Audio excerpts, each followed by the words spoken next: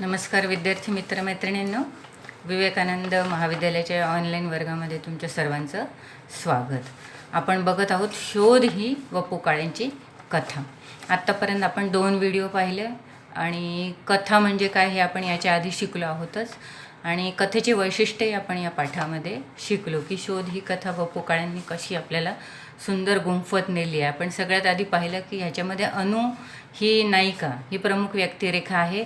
त्यानंतर आपण बघितलं की मुक्ता आणि तिचा नवरा, भिडे पती पत्नी, अनुचे वडील आबासाहेब, त्यानंतर टॅक्सी ड्रायव्हर आणि इन्स्पेक्टर साळवी एवढे पात्र आपण आत्तापर्यंत या कथेमध्ये पाहिले. आणि कथा कशी हळूहळू उत्कंठावर्धक होत गेली आपण पाहिलं. आत्तापर्यंत आपण पाहिलं की कथेची नायिका अनु ही पहिल्या प्रसंगात आपल्याला ती नाराज दिसते की मुक्ता आणि तिच्या नवऱ्यावर. कारण काय असतं की तिची 1 रुपयाची, तिच्या टेबलवरची 1 रुपयाची नोट या दोघांनी उचललेली असती आणि ती त्यांनी भिडे पती पत्नीला दिलेली असती, सुट्टे पैसे.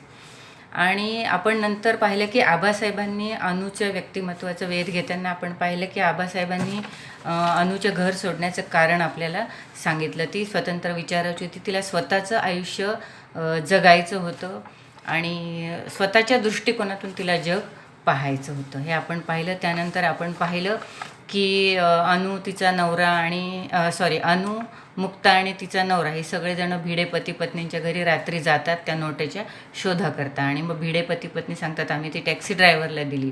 मग त्या टॅक्सी ड्रायव्हरचा शोध घेत घेत ते पोलीस स्टेशनला पोहोचतात. ते प्रसंग आपण सगळे मागच्या व्हिडिओमध्ये पाहिल्या किंवा कथा तुम्ही वाचली असेल. आणि शेवटी तो टॅक्सी ड्रायव्हर ज्या रेस्टॉरंटमध्ये जेवला तिथल्या जे शंकरराव आहेत ते मालक, त्यांच्या गठ्ठ्यामध्ये ती 1 रुपयाची नोट सापडते. आणि आपल्याला रहस्याचा उलगडा होतो की अजून उलगडा झालेला नाही. आपल्याला कळतं की ती नोट एकदा शेवटी सापडते. नोटेचा शोध इथं संपलेला आहे, पण या पाठामध्ये फक्त नोटेचा शोध नाही, आपण ते शेवटी बघणार आहोत. तर अशा प्रकारे ती 1 रुपयाची नोट अनुला सापडते आणि त्याच्यावर लाल अक्षरात बॉल पेनने सुनीता असं लिहिलेलं असतं. आता एवढा सगळा प्रसंग घडतो आणि शेवटी ती नोट सापडते. यानंतर मात्र सगळ्यांना राहवत नाही. सगळे म्हणतात की या मागचा इतिहास आम्हाला सांग, काय तुझं नोटेमध्ये एवढा जीव कशासाठी अडकला होता, याच्यासाठी तू रात्रभर आम्हाला पायपीट करायला लावलीस. तेव्हा अनु सांगते बघा की त्या नोटेमागचा इतिहास. आपण पाहिलं ती नर्स म्हणून एका हॉस्पिटलमध्ये काम करते आहे की 1.5 महिन्यापूर्वीची कथा ती सांगते की लहान मुलांच्या वॉर्डमध्ये तिची ड्युटी होती. त्यानंतर तिथे खरं तर लहान मुलांच्या वॉर्डमध्ये काम करणं ती म्हणे मला आवडत नाही म्हणण्यापेक्षा बघवत नाही, उभं राहवत नाही. पण एके दिवशी सकाळी 8:30 म्हणजे 8-9 वर्षाची मुलगी तिथे ॲडमिट होती. तिची आशा सगळ्यांनी सोडलेली आहे. म्हणजे ती अगदी शेवटच्या स्टेजमध्ये तिला या हॉस्पिटलमध्ये आणलेलं आहे आणि तिच्या वॉर्डमध्ये आता अनुची बदली झाली किंवा अनुला काम मिळालेलं आहे. तिची आई, मावशी, मुलीबरोबर बिल्डिंगमधल्या 10-12 बायकांचा घोळका असतो. सगळ्यांना ती बाहेर थांबवते, भराभर हालचाली करते, हातापायाला नळ्या घालते, ब्लड ट्रान्सफ्युजन, सलाईन वगैरे वगैरे आपण पुस्तकात वाचलेलं असेल. आणि ऑक्सिजन हे सगळं नातेवाईकांच्या समाधानासाठी ती करते आणि नशिबासाठी जी 1% फक्त नशीब तिचं साथ देणार असतं. म्हणजे 1% कदाचित तिचे वाचण्याचे चान्सेस असतील. आता ह्या मुलीच्या वरून ती आपल्याला ही 1 रुपयाच्या नोटेची कथा सांगायला सुरुवात करते की ही घटना अशी घडलेली आहे. पोरगी नक्षत्रासारखी होती असं अनु म्हणते. तिच्यासाठी माझीही एकीकडे प्रार्थना चालली होती. ती मुलगी अधूनमधून डोळे उघडायची आणि क्षीण आवाजात सांगायची की या नळ्या काढा. ती बिचारली कंटाळली होती. 8-9 वर्षाची पोर आणि एवढ्या नळ्या, तिच्या वेदना तीच जाणवत. आणि हे सगळं ती नर्स म्हणून हे सगळं अनु बघत आहे. तिच्या यातना तिला बघवत नव्हत्या. या नळ्या काढा म्हणून तिचा सारखा जप चालला होता. शेवटी अनुने डॉक्टरांना विचारलं. मग ते म्हणतात की फार तर 3-4 तास ती काढेल. म्हणजे अगदी क्षणाची सोबती होती ती मुलगी. आणि नर्स म्हणून काम करताना असे अनेक अनुभव नर्सेसला येतात, तिथल्या डॉक्टरांनाही येतात, तसंच अनुलाही आले. पुढे ती काय म्हणते बघा. अनु खूप विचार करते त्या मुलीचा की जर ती राहणार नाहीच आहे 3-4 तास तर निदान तिच्या यातना तरी माझ्याकडनं कमी करता येतील का असा ती विचार करते. बघा इथे आपल्याला बघतो की सहृदयता, की दुसऱ्याच्या संवेदना जाणून घेण्याची जी एक आपली भावना आहे ती पण आपल्याला अणूमध्ये दिसते. ती म्हणते डॉक्टरांना की असंच जर असेल तर शेवटचे काही तास तरी तिला सुखानं जगू द्यावं, आणि मी तिच्या सगळ्या नळ्या काढते असं ती डॉक्टरांना विचारते. डॉक्टर म्हणतात फक्त ऑक्सिजनची नळी ठेवा. मग अशा प्रकारे तिच्या सगळ्या नळ्या त्या मुलीच्या विनंतीला ती मान देते आणि एकूण सगळी परिस्थिती बघता, कारण ते लावूनही काही फायदा नव्हता, पण ती डॉक्टरांच्या परवानगीनेच या सगळ्या नळ्या काढते आणि फक्त ऑक्सिजनची ठेवते.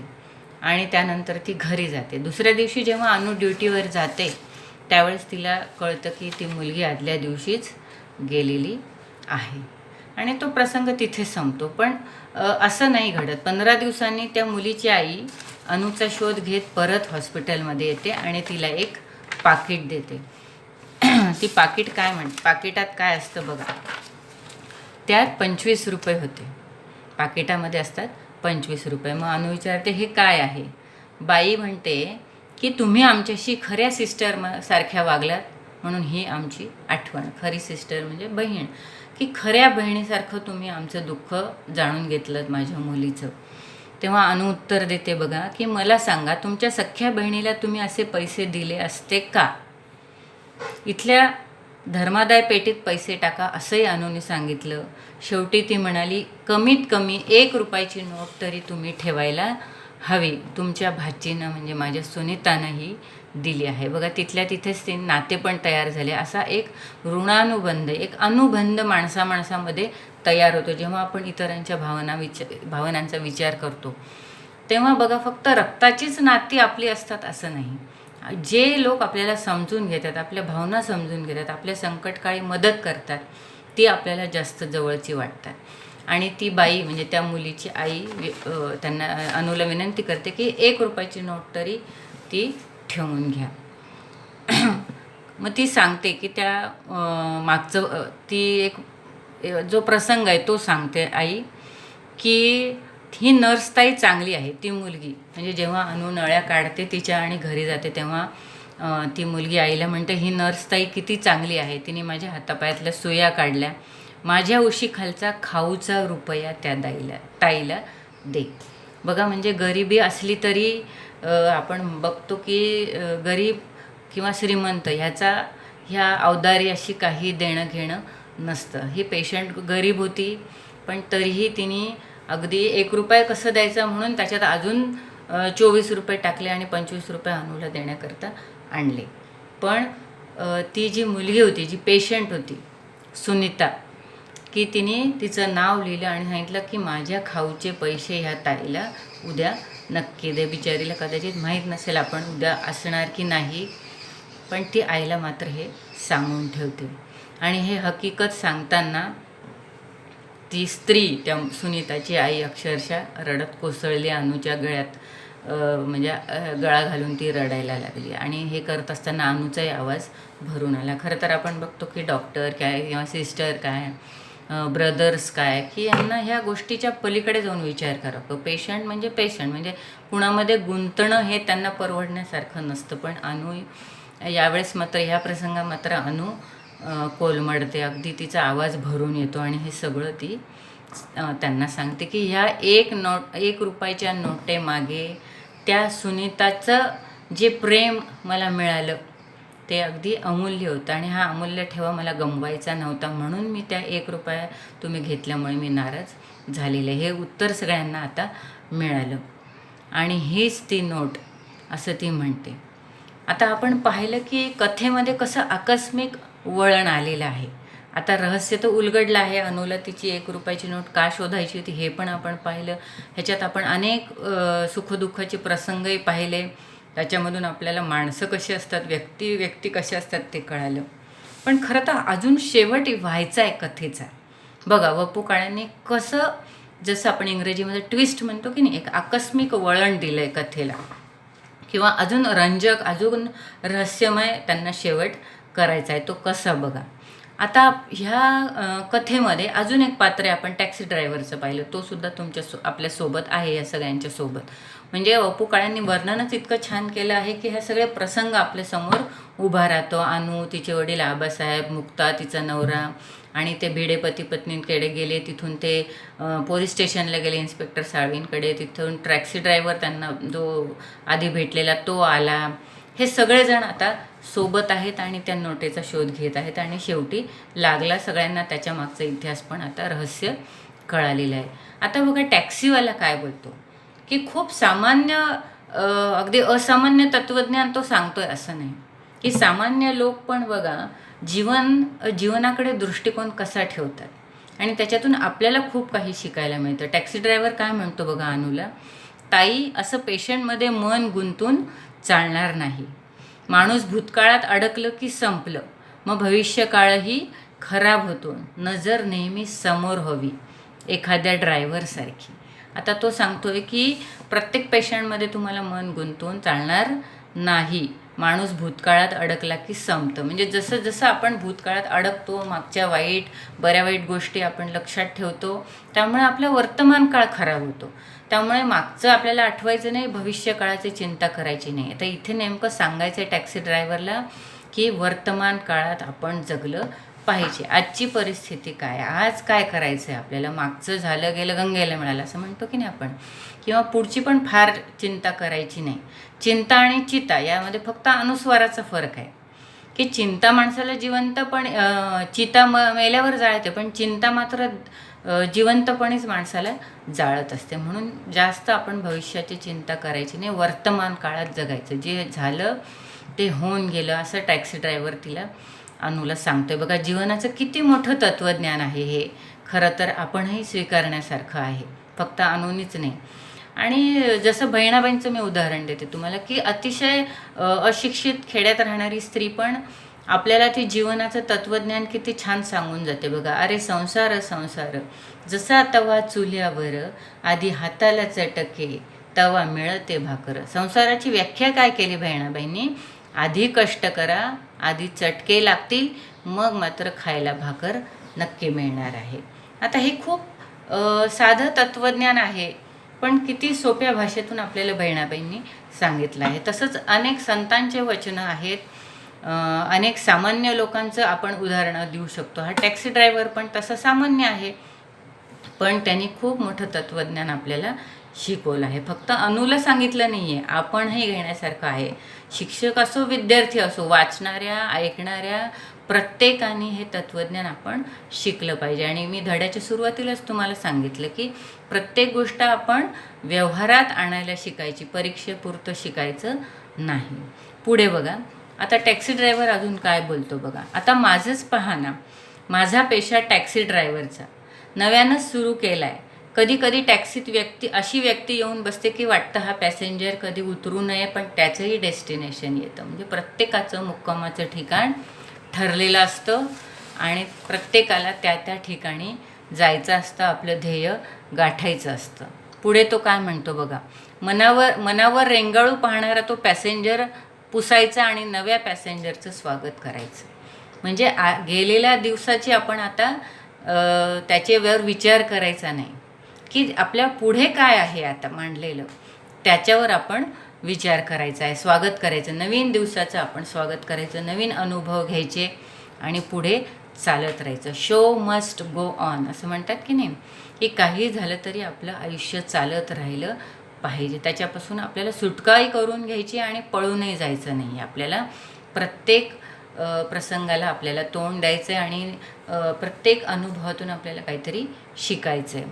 पुढे बघा, आता टॅक्सी ड्रायव्हर अजून काय सांगतो, ताई तुमचा आणि माझा हा असा एकच पेशा आहे, तुम्ही हेच करायला हवं. पेशंट दगावलं की फक्त चादर बदलायची, उशी झटकायची आणि नवीन पेशंटचं स्वागत करायचं. मी पण तसंच करतो. प्रत्येक पॅसेंजरमध्ये माझं मन गुंतलं किंवा आवडणाऱ्याशी असं वाटलं उतरूच नाही, तसं शक्य नाही.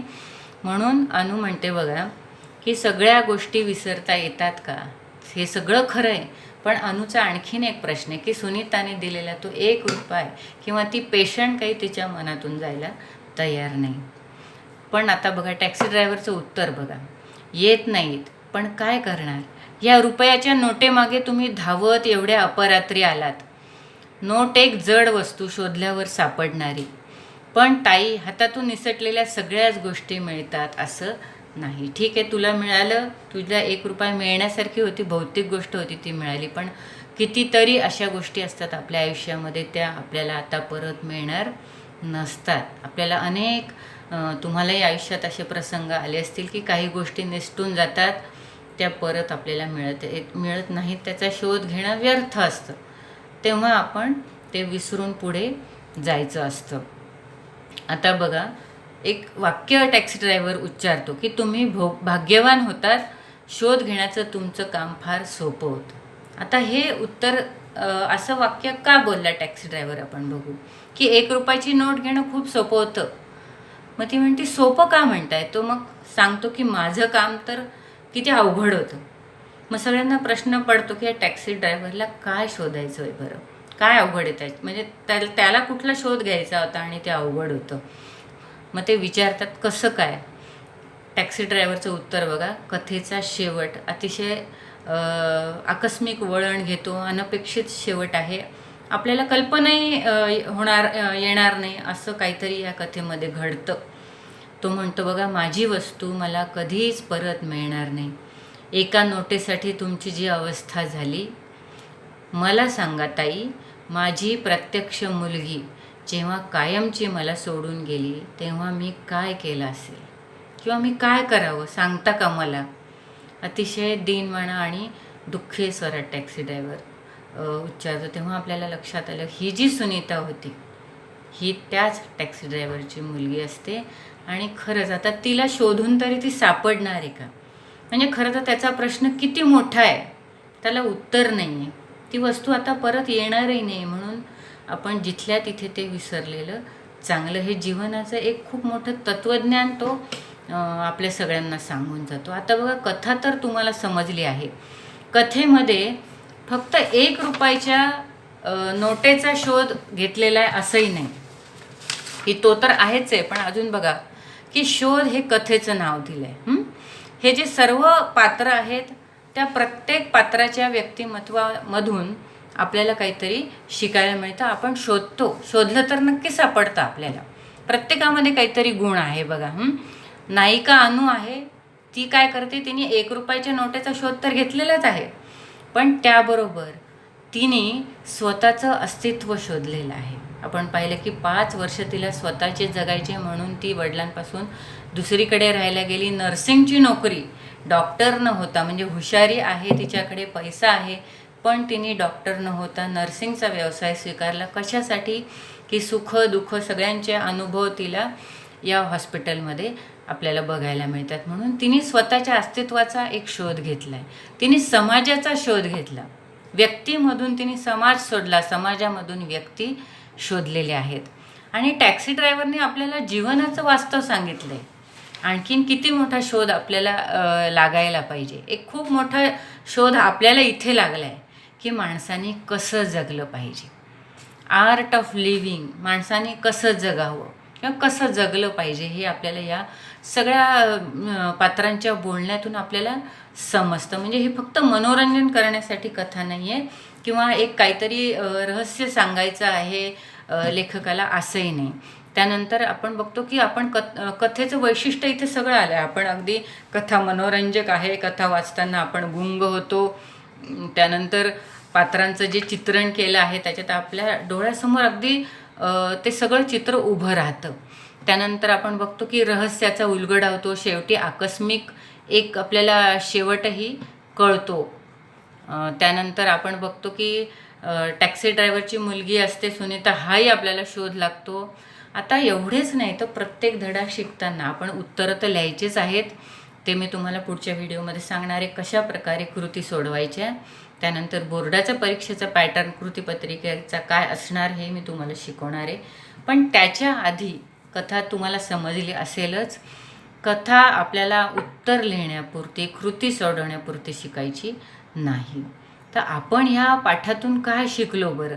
आता आपल्याला दया, संवेदनशीलता ह्या गोष्टी शिकायला मिळाल्या ज्या अनुकडे होत्या. म्हणजे आपल्याला टॅक्सी ड्रायव्हरने जे ज्ञान दिलं त्याच्यातून आपल्याला बोध झाला जीवनाचं वास्तव काय असतं ते आपल्याला कळलं, की माणसाने खरं तर वर्तमानात जगलं पाहिजे, मागचं सगळं सोडून देऊन. त्यानंतर मुक्ता, तिचा नवरा, भिडे पती पत्नी, हे सगळ्यांच्या वागण्यातून आपल्याला काय कळालं? सहकार्य, एकमेकांना सहकार्य केलं पाहिजे, इतरांच्या भावनांचा आदर केला पाहिजे, इतरांच्या मताचा आदर केला पाहिजे. त्यानंतर आपण पाहिलं आबासाहेबांचे विचार, की प्राप्तेषु षोडशे वर्ष, म्हणजे 16 वर्षाचे झाल्यानंतर मुलांना मित्राप्रमाणे वागवलं पाहिजे, त्यांना थोडंफार स्वातंत्र्य दिलं पाहिजे. हे पण आपण शिकण्यासारखं आहे. आणि मुलगाच नाही, मुलींनासुद्धा. म्हणजे इथे आपण कुठलं मूल्य शिकलो? स्त्री पुरुष समानता, हे सुद्धा आपण शिकलो. म्हणून कोणकोणते मूल्य आपण शिकायचे आणि नुसते शिकून सोडून द्यायचे नाही, आपण ते प्रत्यक्षात आणायचे, व्यवहारात आणायचे. खूप गोष्टी आपण शिकतो पण त्या आपण व्यवहारात आणत नाही. साधं बघा, लहानपणापासून आपण शाळेत प्रतिज्ञा म्हणतो, भारत माझा देश आहे, सारे भारतीय माझे बांधव आहेत. पण खरंच आपण तसं वागतो का? की फक्त प्रतिज्ञेपुरतं आपण म्हणतो सारे भारतीय माझे बांधव आहेत, नुसतं प्रतिज्ञेपुरतं म्हणतो, तसं आपण वागतो का? तसं वागलं तर आपण प्रतिज्ञा शिकलो किंवा प्रतिज्ञा आपल्याला कळाली. तर असं प्रत्येक आपण पाठातून, म्हणजे फक्त मराठीच्याच नाही तर कुठल्याही शाखेचं किंवा कुठल्याही विषयाचं तुम्ही जेव्हा ज्ञान घेता, तुम्ही शिकता, तेव्हा आपल्याला त्याचा आयुष्यात उपयोग करून घ्यायचा आहे, तर आपली प्रगती होणार आहे. शिक्षणाचा वापर आपल्या रोजच्या जीवनात झाला पाहिजे, दैनंदिन जीवनात. म्हणून शोध ही कथा बघा खूप छान आहे, तुम्हाला सगळ्यांना आवडेल पण. आणि अशा प्रकारे आपण बघतो की फक्त मनोरंजन नाही, कथेचं वैशिष्ट्य लक्षात आलं, उत्कंठा वाढते, मनोरंजन होतं, ज्ञान मिळतं, मिळतात, मूल्य शिकायला मिळतात, संस्कार होतात. आणि कथेचं सगळ्यात मोठं वैशिष्ट्य म्हणजे शोध हे जे नाव लेखकाने दिले, शीर्षक वपु काळेंनी, की त्याची समर्पकता आपल्याला लक्षात येते. फक्त 1 रुपयाच्या नोटेचा शोध इथे नाही, अनेक गोष्टींचा शोध आपल्याला इथे लागलेला आहे. आता ह्याच्यापेक्षा तुम्ही सुद्धा कथा वाचून ऐकून तुम्हाला आणखीन काय समजतं का, ते पण तुम्ही उत्तरामध्ये लिहू शकता. तर अशा प्रकारे शोध ही कथा आपली संपलेली आहे. शोधकथा, त्याचं अभिवाचन कसं करायचं हे पण मी तुम्हाला सांगितलं. म्हणजे कथा वाचायची कशी, त्या संवाद फेक कशी करायची, आवाजामध्ये चढ उतार कसे करायचे, त्यानंतर त्याचं कथेचं सादरीकरण पण कसं करतात, कथा कथन कसं करतात, हे सगळं आपल्याला शिकायचं आहे. ह्याच्या पुढची कथा मात्र आपण सेकंड टर्मला, म्हणजे दुसऱ्या सत्रात आपण शिकणार आहोत. तर अशा प्रकारे आपण शोध ही कथा आपण आज शिकलो. आणि जर नसेल समजलं तर तुम्ही काही प्रश्न पण स्वतःचे काढून मेसेज करू शकता, किंवा आणखीन काही पद्धत आपल्याला महाविद्यालयाकडून जर समजली तर आपल्याला त्याचे उत्तरं देता येतील. तर ह्याच्या पुढच्या व्हिडिओमध्ये मात्र ह्या पाठावरच्या आणि आधीच्या ज्या आपण कविता शिकलो त्याच्या कृती कशा सोडवायच्या हे आपण बघणार आहोत. धन्यवाद.